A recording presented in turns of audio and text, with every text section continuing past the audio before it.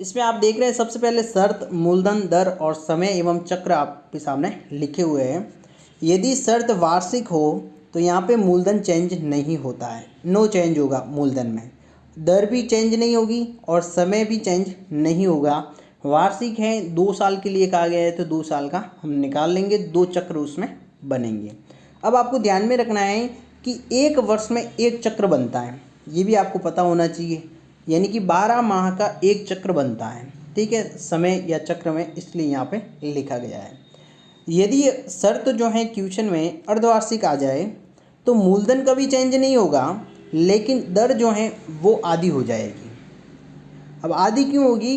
क्योंकि आपको पता है कि एक वर्ष यानी कि वार्षिक होता है, उसमें 12 माह का ब्याज जो लगता है और दर भी जो होती है 12 महीने के लिए वार्षिक दर होती है।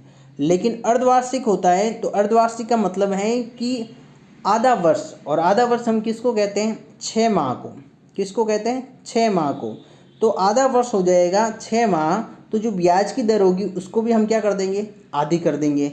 यदि क्वेश्चन में 10% ब्याज वार्षिक का है और अर्धवार्षिक शर्त दी गई है तो हम क्या करेंगे? उसको जो है 5% कर देंगे, क्योंकि अर्धवार्षिक का है तो दर का भी आधा कर लेंगे। ठीक है, तो समझ में आ गया होगा यहीं। और उसके बाद में आपको जो समय चक्र है उसको क्या करना है? दुगुना कर देना है। अब दुगुना क्यों करेंगे ये भी समझिए। जो हमें पहले वार्षिक दिया गया था वो था 12 महीने के लिए एक चक्र, ठीक है, वर्ष के आधार पे। अब अर्धवार्षिक निकालेंगे तो आपको पता है कि 6 माह का एक चक्र बनेगा। कितने माह का बनेगा? 6 माह का एक चक्र बन जाएगा, तो 12 महीने के 2 चक्र हो जाएंगे। तो इसलिए अर्धवार्षिक शर्त में जो है समय या चक्र की बात करें तो 2 गुना होगा। अब ये जो समय या चक्र की बात है, अगर आपको समझ में नहीं आ रहा है तो कोई बात नहीं, आप एक बार सुन लीजिए, जब हम क्वेश्चन को सॉल्व करेंगे तो आपको अच्छे से समझ में आ जाएगा। ठीक है, अब तीसरी बात है कि यहाँ पे त्रैमासिक यदि शर्त दी गई हो अपने को क्वेश्चन में तो उस कंडीशन में क्या होगा।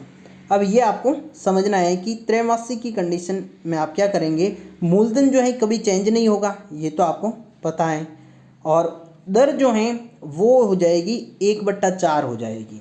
यानी कि त्रैमासिक शर्त की बात करें तो वार्षिक होता है 12 माह का, उसमें हम 3 का भाग देते हैं, यानी कि 3 माह का भाग देते हैं, तो यहाँ पे आपका निकल के आता है 4।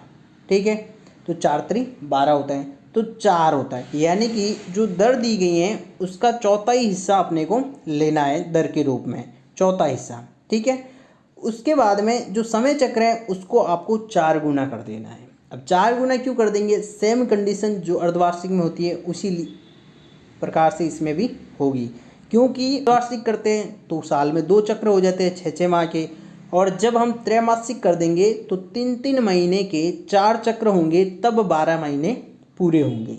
ठीक है, उसके बाद में यदि देखते हैं कि क्वेश्चन में द्वैमासिक दी गई हो शर्त, तो यहाँ पे मूलधन आपका कभी चेंज नहीं होगा, लेकिन दर जो है 1/6 हो जाएगी आपकी। 1/6 क्यों होगी?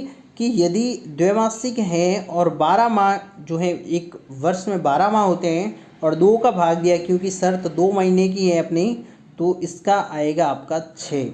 यानी कि दर जो है आपको 1/6 कर देनी है।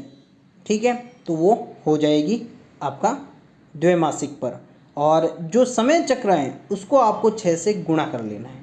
ये आपको थोड़ा ध्यान रखना है, क्योंकि 2-2 महीने से ब्याज लगेगा तो 12 महीने में 6 चक्र चलेंगे। ओके, और मासिक दे रखी है तो यहाँ पर आपको दर का जो ब्याज की दर दे रखी है उसका 12वां यानी 1/12 कर देना है, और 12 से फिर उसको वापस गुणा कर लेना है समय चक्र को। ठीक है, तो आपका हो जाएगा चक्रवर्ती ब्याज।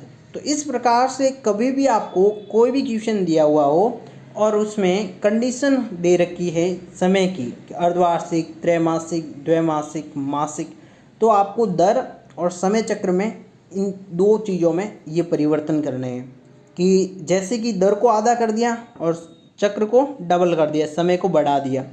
और जो दर है उसके जैसे आप देख रहे हैं, इसमें दर यदि 1/2 किया तो 2 गुना समय को बढ़ा दिया, फिर 1/4 किया तो 4 गुना समय को बढ़ा दिया, 1/6 किया तो 6 गुना समय को बढ़ा दिया, और इसी प्रकार से 1/12 किए तो 12 गुना को बढ़ा दिया समय चक्र को। ठीक है, अब आशा करता हूँ कि आपको अच्छे से ये समझ में आया होगा।